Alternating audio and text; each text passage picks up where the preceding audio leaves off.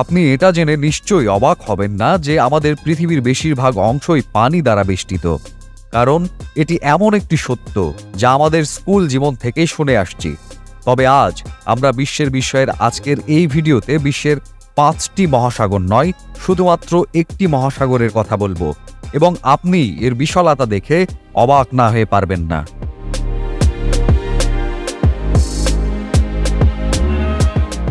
যদিও সমস্ত মহাদেশকে মাত্র একটি মহাসাগর ঘিরে আছে, কিন্তু আমরা আমাদের সুবিধার জন্য তাদের ভিন্ন নাম দিয়েছি। এই মহাসাগর 5টি ভিন্ন অঞ্চলে বিভক্ত: আটলান্টিক মহাসাগর, ইন্ডিয়া মহাসাগর, আর্কটিক মহাসাগর, দক্ষিণ মহাসাগর এবং প্রশান্ত মহাসাগর। অন্য 4টি মহাসাগরকে বাদ দিয়ে আমরা এমন এক মহাসাগরের কথা বলতে যাচ্ছি যাকে প্রশান্ত মহাসাগর বলা হয়। একমাত্র প্রশান্ত মহাসাগরই এত বড় যে সমুদ্রের তলদেশে পেরু এবং চিলির মধ্যে যদি একটি গর্ত তৈরি করা হয় এবং সেই গর্তটি যদি অতিক্রম করে সরাসরি পৃথিবীর বিপরীত দিকে বের করা হয়, তাহলে আপনি জেনে অবাক হবেন যে এটি ভিয়েতনাম এবং তাইওয়ানের কাছাকাছি প্রশান্ত মহাসাগরেই বের হয়ে আসবে। পৃথিবীর যে কোনো একটি স্থানের ঠিক বিপরীত দিকের স্পটটিকে অ্যান্টিপোড বলে। প্রশান্ত মহাসাগর এত বড় যে এর নিজস্ব বেশ কয়েকটি অ্যান্টিপোড রয়েছে, কিন্তু এর বিশালতা পরিমাপ করার এটি একটি সূচনা বিন্দু মাত্র। আমাদের পৃথিবীর একটি সম্পূর্ণ রাউন্ড ট্রিপ, মানে পৃথিবীর পরিধি 40,000 কিলোমিটার।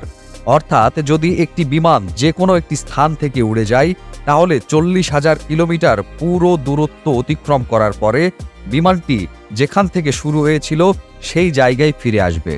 প্রশান্ত মহাসাগরে অনেক এলাকা রয়েছে যার মধ্যে মোট দূরত্ব সমগ্র পৃথিবীর পরিধির 50%, প্রায় 20,000 কিলোমিটার। এই অংশটি ইন্দোনেশিয়া এবং কলম্বিয়ার মধ্যে বিদ্যমান, যা প্রশান্ত মহাসাগরের দীর্ঘতম অংশ হিসেবে বিবেচিত হয়, এবং এটি প্রায় 20,000 কিলোমিটার। আপনি এটা জেনে আরও অবাক হবেন যে শুধুমাত্র ইন্দোনেশিয়া এবং কলম্বিয়ার মধ্যে প্রশান্ত মহাসাগরের এই অংশে পুরো চাঁদ ফিট হতে পারে। শুধু একটি বা দুইটি নয়, এর মধ্যে পুরো 5টি চাঁদ ফিট হওয়ার পরেও তার মধ্যে অনেক খালি জায়গা থাকবে। আপনি প্রশান্ত মহাসাগরের বিশালতা সম্পর্কে একটি ধারণা পেতে পারেন, এবং সেটা হলো যে আমরা এই পুরো মহাসাগরটি একবারে দেখতেও পারি না।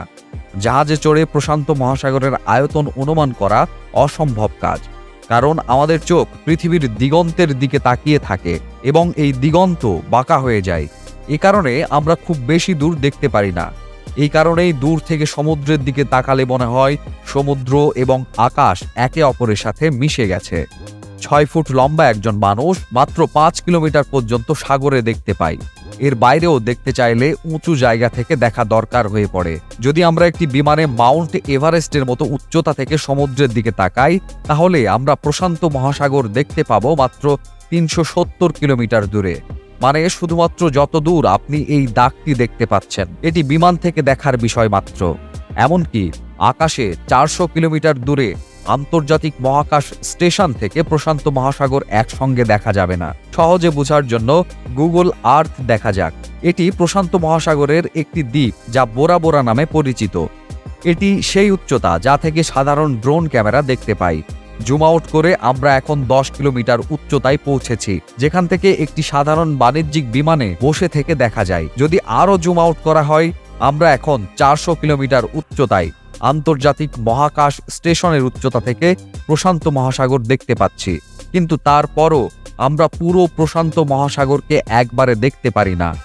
আরও জুম আউট করে যখন আমরা 10,000 গুণ উপরে যাই, এটিই ফাইনাল পয়েন্ট। এই পর্যন্ত গুগল আর্থ জুম আউট করার অপশান দেয়, এবং যেখানে আমরা লক্ষ্য করি যে পৃথিবী থেকে 63,000 কিলোমিটার দূরে যাওয়ার পরেও আমরা 95% প্রশান্ত মহাসাগর দেখতে পাচ্ছি, যেখানে মাত্র 5% অংশ ভূমি।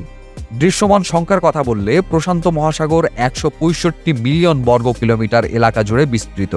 এই অঞ্চলটি এতটাই যৌথ যে সমগ্র উত্তর আমেরিকা, দক্ষিণ America, Europe, Africa, Asia, Australia, Antarctica এবং গ্রিনল্যান্ডও এতে ফিট হতে পারে।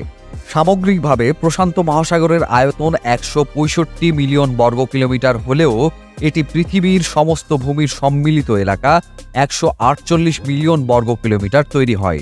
অর্থাৎ আমাদের পৃথিবীর সমস্ত ভূমি, সমস্ত পর্বত এবং বন প্রশান্ত মহাসাগরে ফিট হতে পারে, এবং তারপরেও এত জায়গা থাকবে যাতে ভারতের মতো 8টি দেশ বসতে পারে। মনে রাখবেন, যেখানে আমরা 5টি মহাসাগরের মধ্যে একটি শুধুমাত্র প্রশান্ত মহাসাগরের কথা বলছি। মহাদেশ বাদ দিয়ে এখন আমরা অন্য কোনো গ্রহের কথা বলি। আমাদের প্রতিবেশী গ্রহ মঙ্গলের উদাহরণ দেওয়া যাক। মঙ্গল গ্রহের মোট আয়তন 14.8 মিলিয়ন বর্গ কিলোমিটার। যদি প্রশান্ত মহাসাগরের পানি সমগ্র মঙ্গল গ্রহের বিরুদ্ধে দাঁড় করানো হয়, তবে আশ্চর্যজনকভাবে সমগ্র মঙ্গল গ্রহ এর সমস্ত গর্ত এবং পর্বতগুলি কয়েকশো ফুট পর্যন্ত পানিতে নিমজ্জিত হবে। এ পর্যন্ত আমরা প্রশান্ত মহাসাগরের পৃষ্ঠের কথা বলছি। প্রশান্ত মহাসাগর ওপর থেকে দেখতে যতটা বড়, তার চেয়ে অনেক বেশি গভীর। প্রশান্ত মহাসাগরের গভীরতম খাদ চ্যালেঞ্জার ডিপ ট্রেন্স বা মারিয়ানা ট্রেন্স নামে পরিচিত। বিন্দুটি এখন পর্যন্ত পাওয়া গভীরতম খাদ, যা মহাসাগরের পৃষ্ঠ থেকে 11 কিলোমিটার নিচে। এবং প্রশান্ত মহাসাগরের এই গভীরতম বিন্দুটি একমাত্র গভীর খাদ নয়। প্রশান্ত মহাসাগরে আরও 3টি খাদ পাওয়া যায়, যার গভীরতা 10 কিলোমিটারেরও বেশি। আমরা এদেরকে টোঙ্গা ট্রেন্স, ফিলিপাইন ট্রেন্স এবং কুড়িল কামচাটকা ট্রেন্স নামে চিনি। এবার চলুন জেনে নেই প্রশান্ত মহাসাগর সম্পর্কে কিছু বিস্ময়কর তথ্য। আজ থেকে 509 বছর আগে ফার্দিনান্দো ম্যাগেলান নামে একজন ইউরোপীয় সমগ্র প্রশান্ত মহাসাগর অতিক্রম করেছিলেন, এবং তিনি এটির নাম দেন প্রশান্ত মহাসাগর, যার অর্থ শান্তিময় সাগর।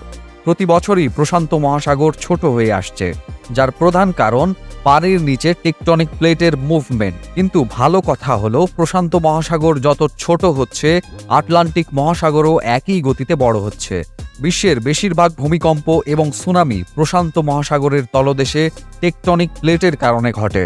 সমগ্র বিশ্বের সবচেয়ে বেশি সক্রিয় আগ্নেয়গিরি শুধুমাত্র প্রশান্ত মহাসাগরের তলদেশে পাওয়া যায়।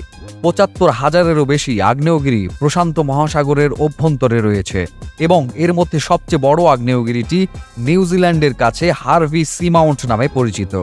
অন্যান্য সমস্ত জিনিসের সাথে সাথে প্রশান্ত মহাসাগর দ্বীপগুলির মধ্যেও 1 নম্বরে রয়েছে। সমগ্র প্রশান্ত মহাসাগরে 25,০০০-এরও বেশি দ্বীপ রয়েছে, এবং যার মধ্যে হাজার হাজার এমন দ্বীপ রয়েছে যে আজ পর্যন্ত কোনো মানুষ যেতে পারেনি। গুগল আর্থেই এই সমস্ত দ্বীপ খুঁজে পেতে কয়েক মাস সময় লাগতে পারে। আশা করি বিশ্বের বিস্ময়ের আজকের এই ভিডিওটিও আপনাদের কাছে অনেক ভালো লেগেছে। ভিডিওটি কেমন লেগেছে তা জানাতে কমেন্ট করুন। ভিডিওটি ভালো লাগলে শেয়ার করুন। এরকম আরও ভিডিও পেতে আমাদের চ্যানেলটি সাবস্ক্রাইব করুন। ধন্যবাদ।